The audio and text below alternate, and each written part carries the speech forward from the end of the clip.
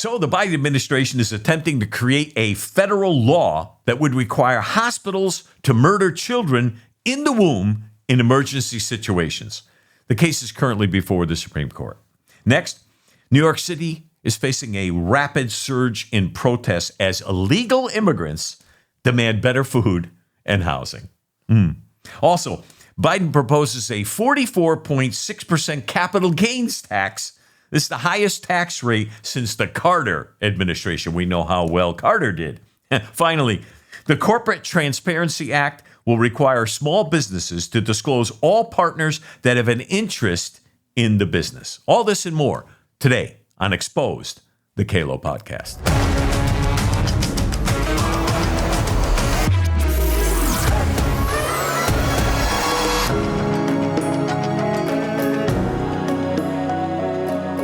So starting in Canada, property owners are going to be taxed on the annual amount of rainwater measured on their land. I love it. We'll get to that in just a moment. But first, the Supreme Court hears a case about emergency abortion care. Most Supreme Court justices, they seem to be inclined to accept Idaho's argument that the state's strict abortion law does not conflict with the federal abortion law that prevents hospitals from refusing to treat indigent emergency room patients. So what we have here is a case brought before the federal justices in order to try to get a little more control over the states. That's what the Biden administration was trying to achieve, but it looks like they're going to fail in that regard. My first pastor, his name is Patrick Mahoney. He's been an advocate against abortion for the longest time. In fact, since the beginning back in the early 80s.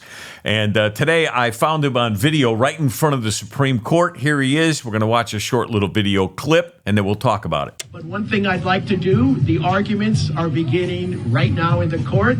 And as they begin in the court with a prayer where they say, God bless America, we are going to pray right now as this case begins. Let's pray. Exposing his radical abortion agenda. In a little bit, you're going to hear how the women of Idaho work to get this legislation passed. Women's rights are workers' rights. It is Come on deeply in this troubling house. to see the Biden Women's rights are workers' rights. Come on in this house. Come on in this house. You're welcome here. So the real fight here is really all about money. Abortion, it's a big moneymaker because what it does is it provides providers with the ability to be able to sell body parts, even though, they claim that they don't. We know that they do. And we've had proof that the abortion industry makes huge amounts of money by selling parts to scientists and to other places where they use them for experimental purposes. It's a multi-billion-dollar business a year and growing in leaps and bounds. And that's why we have the federal government trying to do all that it can to stop the states like Idaho, who have a very strong anti-abortion laws.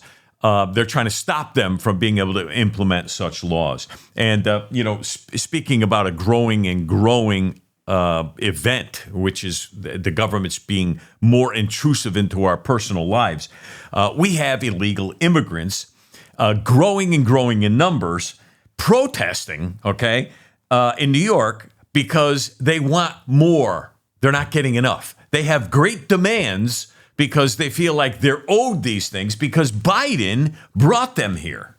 They're all in for Biden. And thousands of illegal immigrants in Manhattan have been gathering to have their list of demands from the city be heard. We are having a hearing censoring the experiences of Black immigrants in New York City.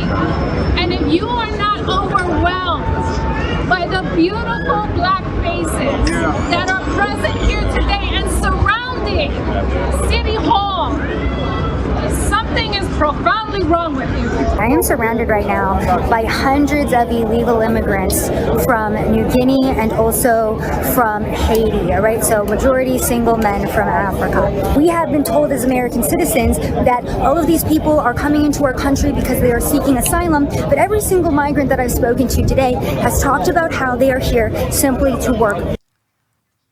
Joining me now, Savannah Hernandez, Frontlines reporter for Turning Point USA. Savannah, well, these are economic migrants. These are not refugees, and we all know that. That's just ludicrous. But what else did you find? Absolutely. Well, Laura, I went and I spoke to a lot of these people as well as I could, many of them speaking French. But what I found is that they were here to plead with the city for more resources. The same thing that we find every single time when we come to New York. More migrants, more people asking for handouts. Of course. I was at one of the local NGOs, and one of the most shocking things that I've discovered this trip is that not only are they giving... Okay, let's hold that video right there. You see, if you noticed, as she's talking about, there's local NGOs, non-government organizations that are being paid for through federal money in order to be able to help the migrants assimilate into our culture. Okay, so listen, if we're going to get angry at anybody other than the government, we should start getting angry at these private businesses who are raping the American tax dollar, the taxpayer, over our dollars. And these private business people are basically just looking at immigrants as a way for them in order to get wealthy and to get rich. They're not on our side as Americans. And I'd love to find out some of the names of these NGOs. So some of you out there know who some of them are. I'd love to get some of their names because I'd like to bring them on exposed, and let's expose them for who they really are. This is extremely amazing as to what's happening right in front of our very eyes. Now, they're talking about the rally here was about blacks. They say, well, these are black immigrants. Well, why are they picking out black immigrants? It's always about race, if you notice. It's always about race. It's not about being brown or white or whatever. It's about the blacks, They're coming here to work. Well, at least that's what they're saying. They're not escaping tyranny. They're not here to be looking for asylum. They're here because they're looking to make money. Now, I don't really even believe that, to tell you the truth, that they want to work. I absolutely don't believe that. Now, it doesn't mean that some of them won't want to work, but I don't believe the majority of them do. Let's finish the rest of this video. Not only are they giving these migrants free tickets throughout the entire United States, but also around the world, because that is how desperate New York is getting to get these migrants out of their city. But because it is such a nice setup here, right, with the sanctuary city, free hotels, free food, free daycare, free medical care, they want to stay here. Wow. Well, some of the illegals did not appreciate. You see, they don't want to be transferred anywhere else because they got free care, free health, free money. They got free rooms. Some of them have luxurious hotel rooms. So they're pretty comfortable right there. But the real thing that we have to look at is that now New York is starting to second guess bringing in so many people because they can't get enough federal resources because Biden cannot possibly convince the House of Representatives to be able to give him more money in order to support the migrants. So right now what we've got is a war going on where Biden is being blamed by the cities because that's all political rhetoric in order to try to make the mayor look good like he's trying to do something. They don't care.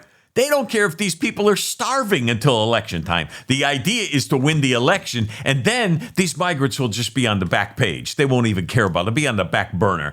And then Biden will try to get more money, of course, from the federal government through our House of Representatives and Senate, get more money earmarked for migrants in order to continue opening the borders and bringing in streams and streams of immigrations to ensure that Democrats will always win every election, both local, state, and including federal elections from this point on. We're in serious trouble, folks.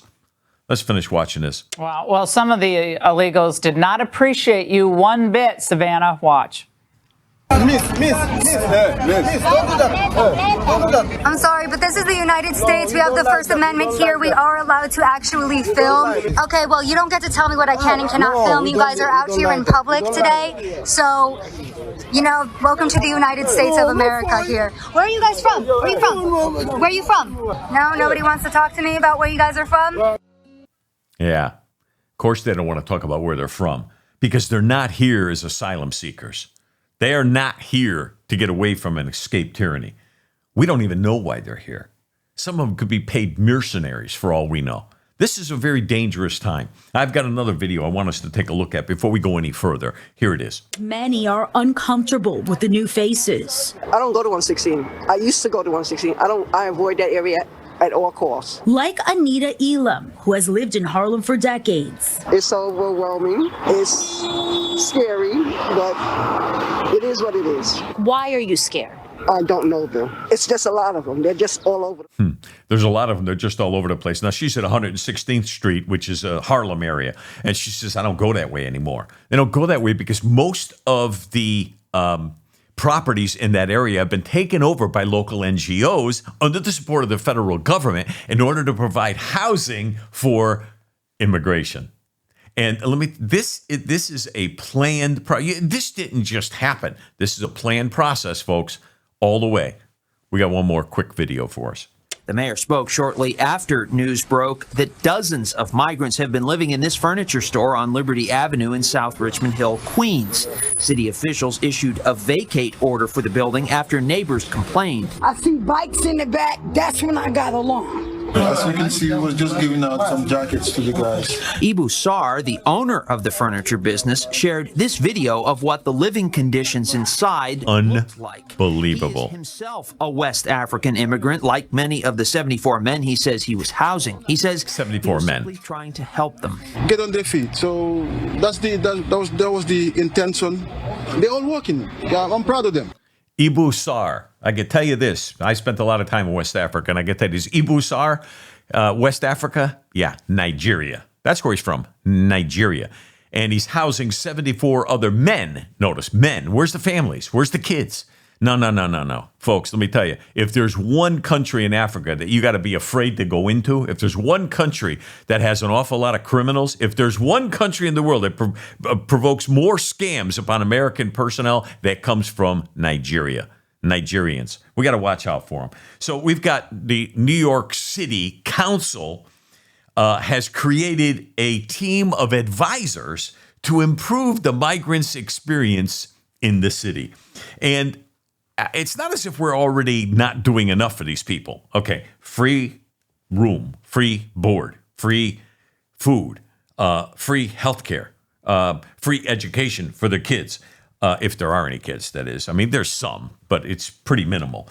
They're basically living a freeloader lifestyle, okay? You know what a freeloader is? It's somebody that comes in and just lives off you, sucks off your life, your money, until it's all gone and they move on to somebody else. These are freeloaders. They come here to the United States in order to get money for free. These people aren't serious about trying to assimilate into our culture. No.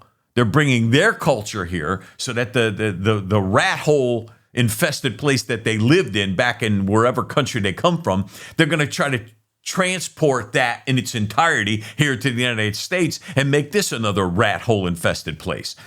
Because, you know, people like this, they're not looking to improve their life. They're just looking to live off of somebody else. Now, this advisory council is a scary thought for most of us Americans. You would think it sounds like a good thing. Well, let's form an advisory council to try to help the migrants assimilate into New York City. It would be good if these people weren't woke leftists. Now, let's put a quote up on the screen, first of all, before I go anywhere.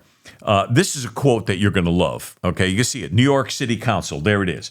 It says this, quote, I'm proud to form the new arrival strategy team, bringing together government experts and other critical stakeholders. This was said by a woman by the name of Adriana Adams, who's working on the free handout programs. Now, they make it sound so professional, so well-meaning. But what it is, if you try to go there and investigate it, and I know you, as well as I, have seen many videos where people try to go into the hotels and try to question and, you know, maybe talk to some of the migrants. Oh, no. They don't want to talk to you. The people running the hotel don't want to talk to you. The food providers don't want to talk to you. Nobody wants to talk to you because all of these private companies, NGOs, okay, non-government organizations, are all receiving millions and millions of taxpayer dollars in order to implement these programs, and they don't care who's in them. They don't care why they're in them. All they're doing is just doing their job in order to get paid.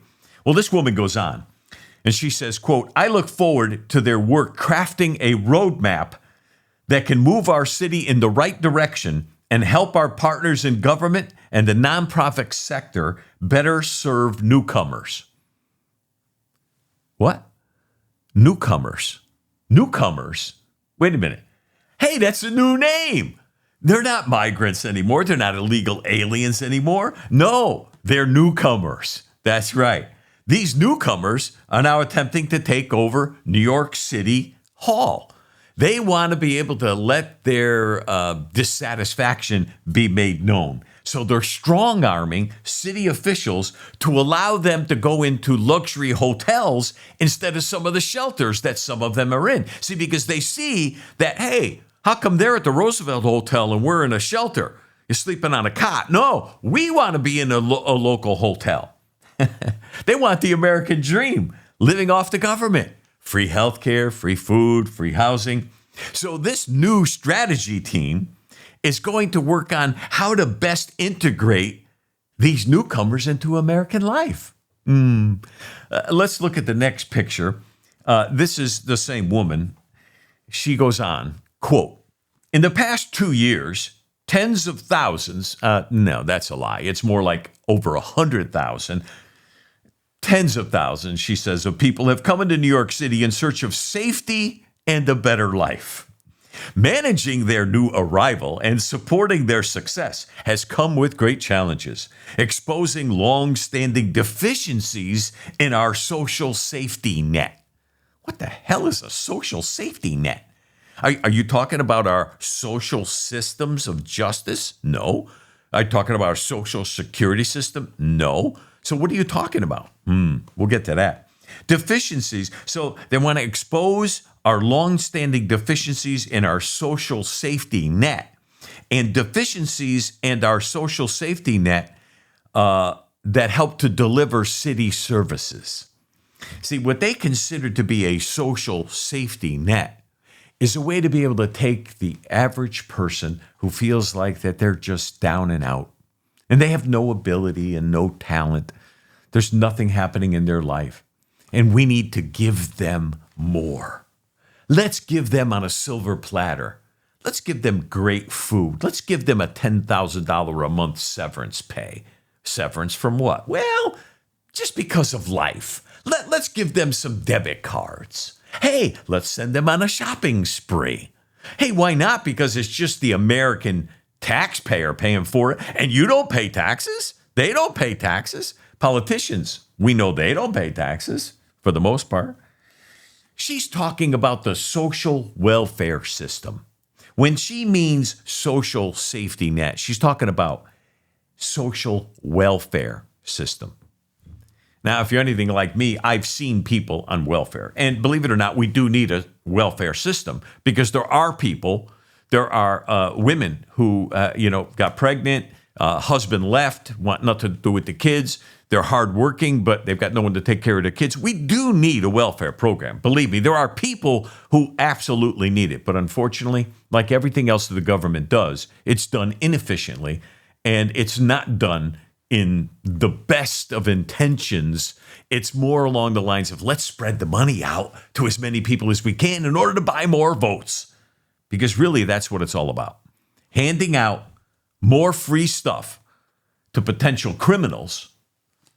Because that's what they are, folks. I know when you say criminals, some people get upset. But listen, these people are criminals because, first of all, they entered America illegally. What does that call you? A criminal. If you ever stole anything in your life, if you ever stole a pencil, a pen, you ever taken something from your job, your company you work for, if you ever taken anything that you shouldn't have taken, that means you're a thief, right? Have you ever lied? Did you ever lie? Any kind of lie, little lie, big lie. You ever tell a lie? Small, little, gray lie. I just tell little lies. You told a lie. You're a liar, right? So a thieving liar. Well, these are people who broke into our country illegally. They came here, now they're getting free stuff. And we want to give them more. I'm beginning to wonder who's crazy here. This government official, this woman, she wants to create a welfare state that goes way beyond what we should be doing, which is providing basic services to ensure that people have food for their kids, food for their family, that they have heat, that they have lights, that they have a place to live that's safe, a good environment, and the opportunity for job and work. Some medical care, I believe that's the basics. They want to go beyond that. They want to give them the American dream, all at taxpayers' expense, and that is the beginning of socialism. That's what it's all about. Let's spread the wealth. Let's take the money from the rich. Let's take the money from the upper middle class, and let's make everybody lower middle class or even poor, but at least everybody's got something and nobody has more than you. See, these illegal aliens, they feel like that they're owed a better life because crazy Joe Biden, or is he crazy? I don't think he is. I think it's all a big act. He is ushering in transformation. If you remember, somebody said that, Obama. He was going to bring great transformation to America. And Biden, this is his second term. Obama's third term. What if Biden wins again? 4 terms. You know what that means? Just think about it for a minute. 16 years of lunacy coming to America. Are we going to allow it? Well, we are. People don't seem to care. We should be in the state of uprise right now. Literally, we should be marching on the Capitol. People should be saying, we're not going home and we're not moving because the government has to be held accountable. They're spending our money like water. Nobody's accountable. And it seems like nobody cares. They have 75 different NGO organizations in New York alone that are working to be able to provide all of these illegals with as many things as we can give them, all on the taxpayer dollar. So what's the function of this advisory board? Well, the function of the advisory board is to basically help the illegal people become a part of society. What do you think the major thing to that is? Voting. That's right. It's about voting. Now, they're not saying that straight out, but they want to be able to get them a green card. So they're going to provide them with food, housing, medical care, okay? Then they're going to give them a green card. What do you think the next step is, folks? See, it's all about the vote. This is a way for the Democrats to be able to control America into perpetuity. There's no stopping what they can do at that point. And changing America into a socialist society, we're not very far from it, believe it or not. Not at all. There's over 100,000 illegals in New York City right now. And they do everything that they can to cover up the numbers by telling you that there's less people. The cost for all of this, $4 billion estimated just over the next 2 years. Plus, they're converting major high-rises because a lot of businesses have gone out in New York City. You don't hear that. But so a lot of high-rises are empty, old office buildings. They're empty. Nobody's in them. So they're converting these high-rise offices, old office buildings, into housing. Good example of it is the Chandler Building, which is an iconic skyscraper that was built in the early 1900s by one of the founders of the Coke Corporation. And they're converting it for illegals. And how much is it going to cost? Well, that contract is not being disclosed. It's being held privately. Nobody knows how much money the federal government is giving to the owners of the Chandler Building in order to be able to make it beautiful and comfortable housing for our newcomers to the United States. The greatest problem that I see, though, is these are all fighting age men and women. Let's look at this next clip. Every migrant we spoke with has something in common. They want to work. Right now, they're trying to cut through all the red tape that's stopping them, asking local leaders to put pressure on Washington, D.C. to make a change. As dozens rallied on the steps outside City Hall and hundreds showed up in support nearby inside the council chambers, tears were shed for all black migrants impacted by what advocates are calling unfair treatment. They are here to show you that they belong and that they are here and that they should not be erased. Please listen to them. But when they give our work permits, we can work and take care of ourselves. Governor Kathy Hochul has tried to speed along the process. These migrants are also up in arms over language access barriers. Oh, temporary language shelters. access barriers. 30 days isn't long enough. This mother and her 2 kids have been staying at the Humanitarian Relief Center at Floyd Bennett Field. But she says the city should be providing more assistance. What I expect to have like a help from American people, I did not see that. The Relief Center continues to be a point of contention for Republican council member Vicky Palladino, who says the city is already giving the migrants too much. Yeah. This is Amen. absolute insanity at its finest. And most migrants we saw out here today were young men, but also we saw some families, including children and even some infants. Yeah, we saw some families, some children, some infants, but mostly all we saw were young men, fighting age men. It's raining men. It's raining men in America, folks. And I don't think there's any stopping it. Speaking of raining, rainwater may now be taxable. It sounds absolutely insane. Let's look at this clip. In Canada, they're considering a rain tax. The mayor of Toronto is thinking about taxing residents based on the amount of rainwater that falls on their properties. The proposal calls it a wastewater usage tax. Toronto residents are looking forward to new weather forecasts. Today we'll see a layer of nimbostratus clouds, which means the forecast includes a 100% chance of taxation with a slight chance of financial despair. At first, I'm saying, well, this is ridiculous. But then I began to realize many of the things that Canada has implemented, they end up coming our way, and usually pretty quickly. Well, believe it or not, that's right. We have already had some Democrats back in 2015 and 16 try to bring about a bill that would do exactly the same thing, which would be taxing people for the amount of rainwater that lands on your property based on rainfall from the whatever administration that they want to put in charge, kind of like the ones that are in charge of climate change. Yeah, you could trust them because their data is just so accurate and so real. Pretty soon you'll be getting a bill and say, well, you had 3 inches of rainfall on your property, and we're charging you $3,000 for, wastewater management because all that rainwater that fell on your property, it had to go into the ground. And that will cause problems. And of course, they're not going to tell you why, because maybe they're putting stuff in the air and then the water's taking it and putting on your property, contaminating, killing our children, ruining the crops. All of this, my friends, it sounds lunacy, but it's actually part of the process to destroy America. They want to tax us into oblivion. Are you a Social Security recipient by any chance? Anybody here watching, listening? Are you a Social Security recipient? Well, then just think of this for a moment. They tax your Social Security.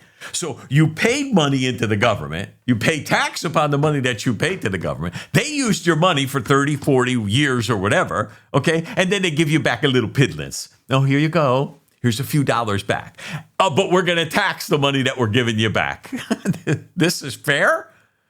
But nobody complains. We've given in. We've been silenced. We're passive Americans. We figure, I don't want to upset the apple cart. Well, then don't. But let me tell you something. Your children or your grandchildren, your great-grandchildren, they're going to be paying. Should the Lord tarry and not return, folks, this country is in serious trouble. We're headed towards an area of despair beyond belief. And speaking about despair, the border crisis is actually creating another crisis. I don't know if you know what that is. Medical crisis. Let's take a look at this next clip. Tonight, the border crisis surging. Officials telling NBC News there were over 200,000 illegal crossings at the southern border last month, and a record 3 million migrants crossed the border in the last year. Now, a new warning 1,000 miles away in New York City, where officials tell us resources are overwhelmed. Across public hospitals in New York City over the last year, nearly 30,000 visits by migrants and 300 new babies born to migrant moms. Staff here at Bellevue Hospital tell us they're eager to help, but the numbers are tough. This has been the hardest work that I've ever done. Oh, yeah. It's been the most impactful work that I've ever done. And most of the visits to the taxpayer-funded legal clinic here are by migrants. Our clinics are full, and there are waiting lists, and people are turning people away or referring them to other places. Yeah. Randy Redkin from New York's Legal Assistance Group says so many migrants are asking for legal help on asylum representation and healthcare access. Now, she says, American citizens who need legal assistance with issues like eviction and insurance have to wait up to 10 weeks. If you ask me, do we need more resources for legal services? I would say absolutely yes. Of course. Meanwhile, New York's governor now slamming the situation at the border. It is too open right now. People coming from all over the world are finding their way through, simply saying they need asylum. And New York Mayor Eric Adams saying providing services for migrants will cost city taxpayers $12 billion. But Biden administration officials have blamed Adams' response. It is not an operationally sound effort, one senior DHS official told NBC News. Meanwhile, migrants on the streets are desperate for city help. Did you catch the main word through all of that? You probably heard it 4 or 5 times. We need more resources. We need more resources. If you notice in the hospital, we have this department over here that takes care of people for their legal needs. We need more resources. The hospital, well, we need more. Everybody needs more resources. They're talking about money. Let's see, federal money. Where's that coming from? You and I. Next clip. We met Orlando, who fled violence in Venezuela. He didn't want to appear on camera, telling us he slept on the street before coming to Bellevue for cancer treatment. How is that for you, given your medical condition, to be sleeping on the street? You have to make believe it's a good bed, a king size, and you lie down wherever and go to sleep, he says. Orlando tells us he came to New York because he heard about the social services the city would offer to migrants like himself, who were trying to start a new life. The Biden administration recently granted temporary legal status to nearly 500,000 Venezuelans, allowing them to work. Today, Governor Hochul announced there are 18,000 jobs now available to eligible migrants. So they granted temporary legal status to 500,000 Venezuelans coming to the United States. That means they get a green card. That means they get the right to be able to eventually vote. They'll be driving. They'll be working. Whatever that means, I have no idea. And they'll be voting. You could bet on that. Eventually, that's what it's coming down to. And this is all, like I said, part of the process in order to get to the place where Democrats don't have to worry anymore about elections, so they can just keep implementing all of their socialistic ideas. And a part of that is a new law that goes on the books, actually is on the books right now, but gets implemented in January. Small businesses are beginning to fight back against these laws because these laws are trying to get as much information about business owners and those who are involved in their business. This actually can cost people an awful lot of money as well, because there's penalties as much as $500 a day and the possibility of jail time for not reporting, and yet most businesses don't even know that they have to report. The Financial Crimes Network, FinCEN, F-I-N-C-E-N, FinCEN, has quietly enacted new regulations with the goal of safeguarding the United States, of course, from terrorism. Kind of like if you've ever been on a plane recently, okay, grandma in a wheelchair that can barely talk or walk. They have to put her through they got to put her through the mill. Okay, she got to take off her sneaks. You got to put them in the tray. And then they got to make grandma extend her hands out so that they could search her to make sure she don't have a bomb on her. It's insanity. The people they're all in order to justify TSA jobs. When the government starts something, it starts off small with a good intention, and it gets perverted into something that is huge, a big cookie monster that keeps sucking up more money, and then they all have power. You can't talk back to a TSA agent. Don't dare, because it's a federal crime. That's right. You get arrested for a federal crime for talking back to a TSA agent, and they treat you like garbage. I know I just got off coming back from a few flights, and they talk down at you. They talk at you. Not all of them. Some of them are very respectful, don't get me wrong. But in general, we got to be careful by implementing new laws. So this FinCEN new regulation is trying to get businesses to comply by January 1st, 2025. And what they're complying to is being able to fill out these huge forms so that the government can have a database of tens of billions of people as well as businesses. The information they're asking for is, your personal information, name, address, contact information, telephone numbers, email, social security number, passport numbers. They want all this information about business owners, and if you fail to comply, they can charge up to $500 a day plus jail.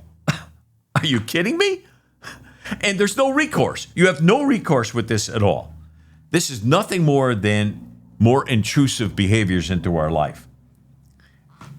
And while we're getting sidetracked with the immigrants, sidetracked with all the crazy regulations that they're trying to put on business owners, Biden has proposed a new capital gains tax rate. This tax rate would literally cripple the United States economically. Let's listen to this clip. President Biden's proposal for taxing the wealthy would make the capital gains tax the highest in the world. Robert Frank joins us now with more. You're like a tax aficionado, basically. I am the tax man, Joe. President Biden has, of course, proposed raising the top capital gains rate to the same level as ordinary income. Now, combined with state taxes, that plan would give the U.S. the highest capital gains tax rate in the world. The president's plan calls for hiking the rate from 23.8% to 43.4% for any income over $1 million. Now, most states also tax capital gains at ordinary income rates. So, according to the Tax Foundation, state taxes would add an average of 5 percentage points to the federal, bringing the total combined rate to 48.4%. That would be far and away the highest rate in the world. That would pass Denmark with 42%, Chile with 40%. Highest tax rate in the world. 34%. The U.S. would also rank highest in the world for dividend taxes. Now, since dividends come from after-tax corporate profits, the combined corporate and dividend tax rate would be over 65%. That beats number 2 ranked Ireland and South Korea. Now, the Tax Foundation is saying higher rates on individual shareholders reduce the return to savings, and higher taxes on corporations raise the cost of investment, reducing savings and investment. Now, Joe, you look at states like California, New York, New Jersey, they would all have combined capital gains rates of over 54%, not to mention many countries like Singapore and New Zealand that are moving toward zero capital gains taxes. So this would be a competitive disadvantage for U.S. investors if it happens. A competitive disadvantage if it happens. Well, the if is based on if Biden wins in November. But let's look at this from a realistic perspective. Why would someone want to tax dividends? Why would someone want to tax people making, well, it actually starts at the $400,000 range and goes up from there, the tax rate. But why would they want to do that? Well, first of all, where's the greatest wealth in America right now? Greatest wealth is with baby boomers. That's where it is. I'm in that age bracket, baby boomers. The greatest wealth is with baby boomers. So the federal government's in serious trouble. We're at $34 trillion in debt and increasing like every single day. I mean, it's going up and up faster than we can possibly even count it. If you watch the counter, the thing is spinning away. I mean, they had to move it up to another dial so you don't see the small numbers. Where do you think they're going to get it from? They're going to get it from where the money is. They're coming after you. They're coming after me. They want your dividend income. A lot of people live off of dividend income. It's supplemental to any Social Security or pension or anything they may have had. The dividend income is what allows them to keep the lifestyle that they had before they quit working. This is purposeful. Let's look at this map. I want you to take a look at this graph, actually. The graph, this is Biden's 2025 proposed budget showing the highest capital gains tax in over 100 years. Now, here's the key. We would be the highest rated tax in the world at that point. A lot of other countries, as you heard them say on CNBC, which, by the way, is not like friendly to the right. It's not friendly to, conservatism. But in any case, we heard the truth right there. There are countries around the world that are lowering the tax rate, like what President Trump did, like what Reagan did, in order to boost the economy. So if they're not trying to boost the economy, that means they're trying to send the economy into a nosedive. Why would they try to do that? Control. All about control. The next picture here is a map which showed how, listen, Carter thought he was doing the right thing. All progressives, socialists, they all think they're doing the right thing. Unfortunately, they're just too stupid to realize that they're not. And this was the result of the election, and it was a landslide for Reagan. And I think with Trump, it's very possible we could see an entire red map in the country if Americans wake up. And most of you Americans, those I'm talking to right now, if you claim to be Christian, you better be voting for Trump, because you have absolutely no reason whatsoever to vote for an abortion-loving fool like Biden. I think our country's in serious trouble if we continue down that map. And we don't want to see transformation, at least the way that they're trying to transform America. And another proof of their transformation is that they're allowing terrorism to be funded on our college campuses today. I know that sounds kind of ridiculous, but after some research, I want to give you some information and statistics on what we found.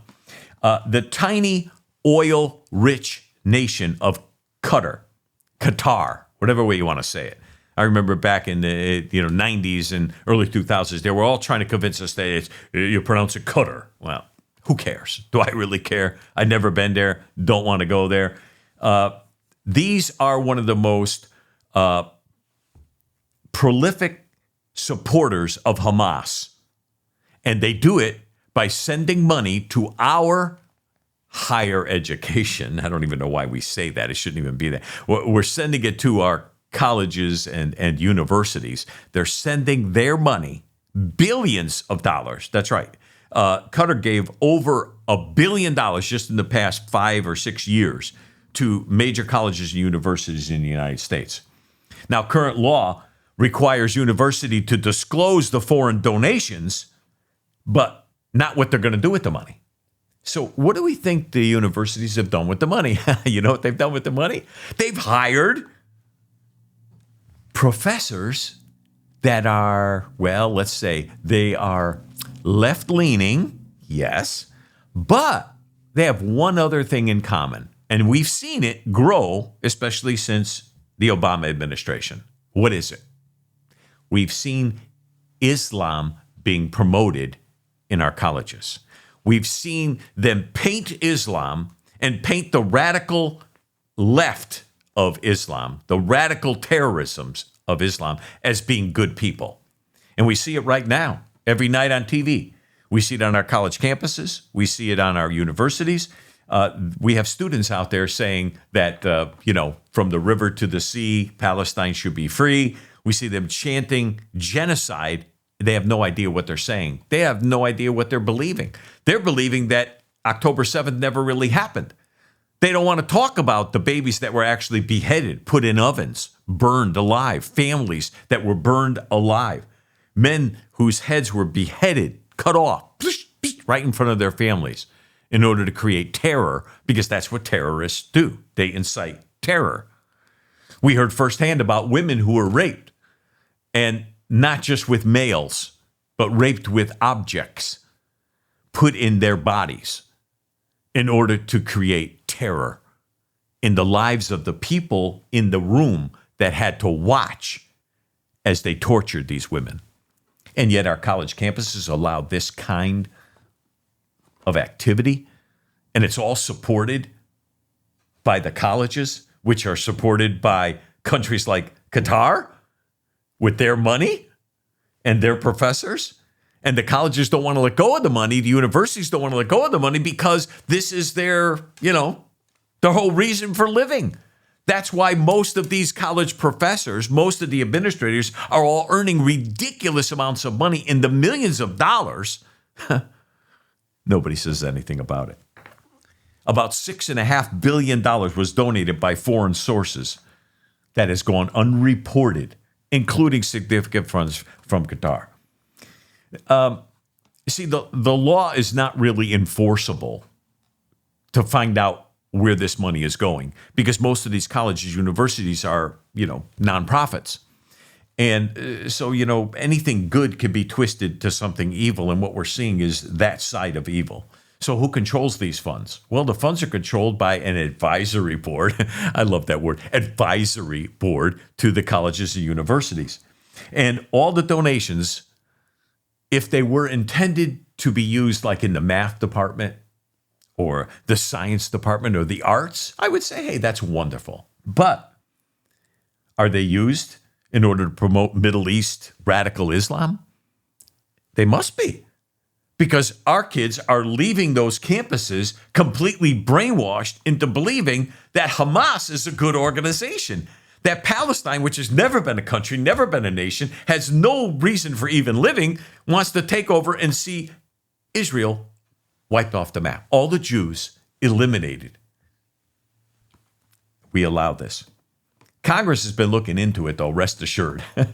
Yeah, they've been looking into it since 2012 when they formulated their first committee in order to look into how colleges were spending money that was given by foreign corporations and foreign countries. All they do is form more committees, folks. It's all about committees. You form a committee, you get a name, you get on TV, PBS gets to see you, you get up, you stand up, you give a speech. Your constituents at home go, oh, he's doing such a good job fighting that. He ain't fighting nothing. It's just a theater. They put on a show, just like I'm doing for you today. I'm putting on a show so that you get some information.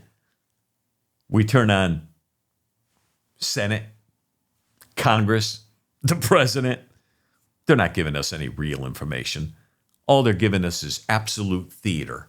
They're putting on a show which has no truth, no reality, and no justice behind it. And why? Because they're all too big to be bought off. They're all too big to be shut down. Our government has gotten so far out of hand. There's absolutely no way we can stop it unless you and I, we the people, take back what they've tried to steal from us and our posterity. What is that? Control. I don't know how it's going to end, folks. I really don't know. But I do know one thing. The most important election of my lifetime is coming up in just a few months. November. It's on the scene. If we don't win, if we don't have control over at least the presidency and the House, hopefully the Senate as well, if we don't, our country really is in serious trouble. This is not a joke. And I don't even know how to present it to you in such a way because we're so comfortable. You and I are so comfortable in our lifestyle. We can, relax when we want. We could travel. We can get in our car. We can go places, go to the bank, use the ATM. All these things we take for granted can be over in the blink of an eye. And I know we don't think that's possible because it's America. But I didn't think it was possible just a few years ago that they can lie directly to our face. They can put Americans who visited the White House, were ushered in by Capitol Police. Come in, come in, come in. They were ushered in. I would never believe that our government could turn against those people, lock them up, put them in jail without recourse, without counsel, without being brought before a court, and some of them are still there.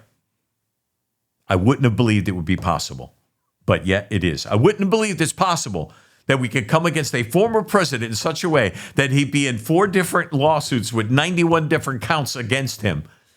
And it seems like nobody is doing anything. I wouldn't have believed it's possible. But it is. I can only pray we do the right thing. My name is Mike Calo. This is Exposed, the Calo podcast. Look forward to seeing you next time. God bless you, and God bless the United States of America.